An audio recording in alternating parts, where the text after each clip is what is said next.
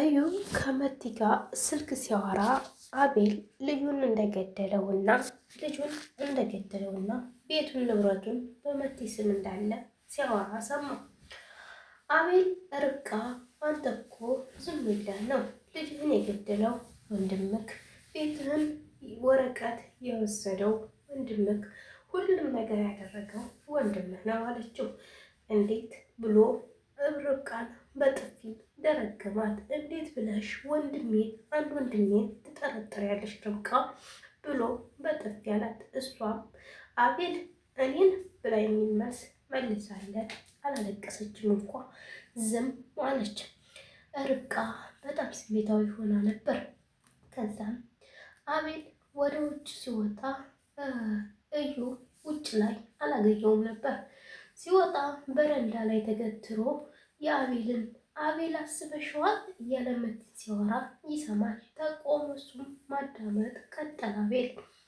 አቤል እኮ ልጁን መግደሌንና ቤቱን እዚህ ደረጃ ከቤት እንዳስወጣኋቸውና ቤቱን ለራሴ ላዞር እንዳልኩ ቢያቅ ይገለኛል። ምን አስበሽ ነው መቲ እያለ ከመቲ ጋር እያወራ ነበር።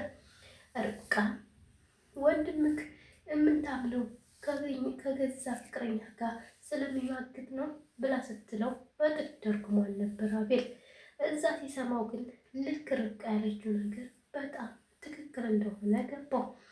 እንዴት እዩ እንዲህ አደርጋል ብሎ በጣም ተበሳጭ አቤል ሲበሳጭ መለስ ብሎ ሽጉጡን አንጥቶ ሄዶ ራሱ ላይ ደግኖ አንተ ነህ የኔን ልጅ የገደልከው እያለ ሲጠይቀው እዩም ዞር ብሎ አቤል ተረጋጋ ሁሉንም ነገር ልንገርህ እያለ ይል ነበር።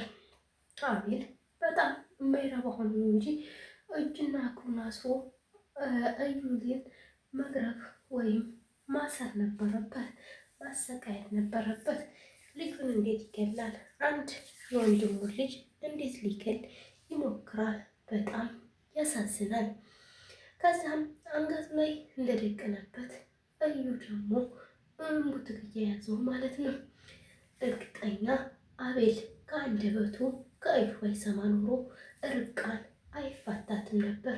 እንዴት ወንድሜን ትጠረጥሪያለሽ ብሎ ሌላ ችግር እንደሚያመጣባት እርግጠኛ ነበርኩኝ። ግን ፈጣሪ ሲጠብቃት ርብቃን እዩም ሲቀደድና በስልክ ሲያወራ ራሱ ሰማው በጆሮ። አቤል ማንንም አያምንም ነበር። ግን ፈጣሪ አገዛት ርብቃን። ሌላ ሰው ሊጠላው ይችል ነበር። አጎቷንም ቢሆን ርብቃንም ቢሆን ከህይወቱ ያስወጣት ነበር አቤል። ምክንያቱም በወንድሙ አይደራደርምና። አሁን ግን ጥላቱ ወንድሙ እንደሆነ በጣም ተረዳ። በጣም ያሳዝነኝ ነገር። አሰላሙ አሌይኩም ወራህመቱላሂ ወበረካቱ። ውድ ቻናሌ ቤተሰቦች እንዴት ናችሁ? ላይክ፣ ሸር፣ ሰብስክራይብ እያደረጋችሁ አበረታቱኝ የሀገሬ ልጆች። እንግዲህ ኢዩኤል በጣም በሚገርም ሁኔታ ይህን ደረጃ ሁሉ ጥመም ያደረገ በጣም ከባድ ነው። እነሱም ከገጠር ርብቃ አጎቷን ይዛ ስትመጣ ደስ አላለውም። ለምን መጣችሁ የሚል ጥያቄ ጠየቃቸው። እነሱም ምን ነው በመምጣታችን ደስ አላለህም እንዴ አለው። አይ ለምን ሄዳችሁ ለምን መጣችሁ ብዬ ነው አለ። ከዛ አቤልም ብድግ ብሎ እናንተ ስትወጡ እኛም አብረን እንወጣለን የሚል ሀሳብ ስላለን ነው፣ አታስብ እዩ አለው። እዩም እንዴ መጀመሪያ እኮ ለምን ወጣችሁ ብዬ ነው፣ አሁንስ ለምን መጣችሁ የሚል ጥያቄ ጠየቅኩት አለ።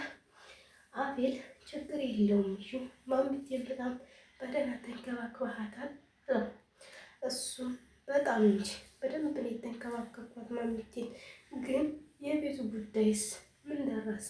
ሰዎቹ መጡ ሲለው አይ የመጡ የለም እንደዛው ነው፣ ምንም አዲስ ነገር የለም። ግን መልቀቃቸውን ብቻ ጠይቀው ነው የሄዱት አለ። ከዛ እሺ በቃ ችግር የለውም አለ። አቤል ጠጋ ብሎ ማሚቴን እንዴት ነሽ ማሚቴ ቀለለሽ ወይ እያለ እየጠየቃት ነበር። እሷም አይኑን ታየው ነበር። ከዛ ብድግ ብሎ ማሚቴን እያጫወታት እያለ እዩ ብድግ አለና ና አቤል እፈልግሃለሁ ውጭ ላይ እማወራሃለሁ ብሎ ይዞት ወጣ። አቤልም ብድግ ብሎ ተከትሎት ወጣ። እዩም እንዲህ አለው አቤል አለው ለምን መጣችሁ አለው። እንዴ አንተ ልጅ በመምጣታችን ደስተኛ አይደለም እንዴ? እንሂድ እንዲያውም ድጋሚ ሲለው አይ ወንድሜ እንደዛ ማለት ሳይሆን ሰውየው ምን ሊያደርግ መጣ አለ። ሰውየው እኮ የርብቃ አጎት ነው። የልጁ ቤት ነው ደግሞ ቢመጣ ምን ችግር አለው አለ። የልጁ ቤት አለና ጣፉን አጣመመ። ከዛ አቤልም ምን ችግር አለው የልጁ ቤት ነው አልኩህ አይደል ምን ችግር አለው አለ። እሱም ተናደደና ወደ ቤት ተያይዘው ገቡ። ለማንኛውም ሚስትክ እንደ በጎቹ ተዛ ተዝክ ታሯሩጥ ይዛለች። ሚስት እንደዚህ ካሯሯጠች አኗታ ትተክል አላገባትም የሚል ወሬ ተናገረ። ከዛም ምን ቢያደርግ ጥሩ ነው?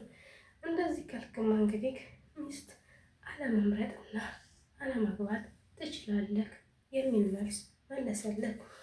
አዎ አቤል እኔ ሚስቴ እንደዚህ እንደ ቀይ የምታሽከረክረኝ ከሆነ ምንም አልፈልግም አለው።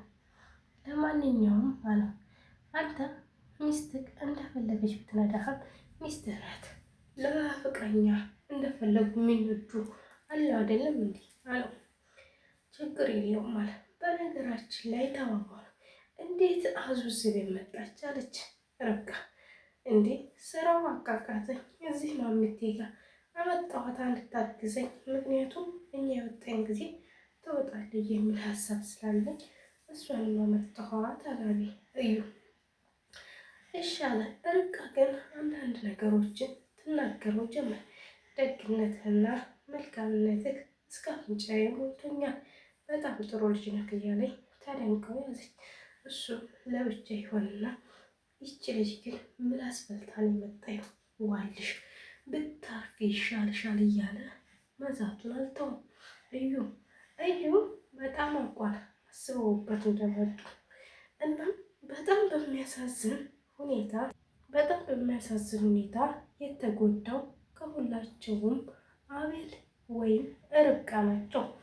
ልጁንም አሳጣው፣ ቤቱንም አሳጣው፣ ሁሉ ነገሩንም አሳጣው። ሰውየው ግን ነቅቶበታል።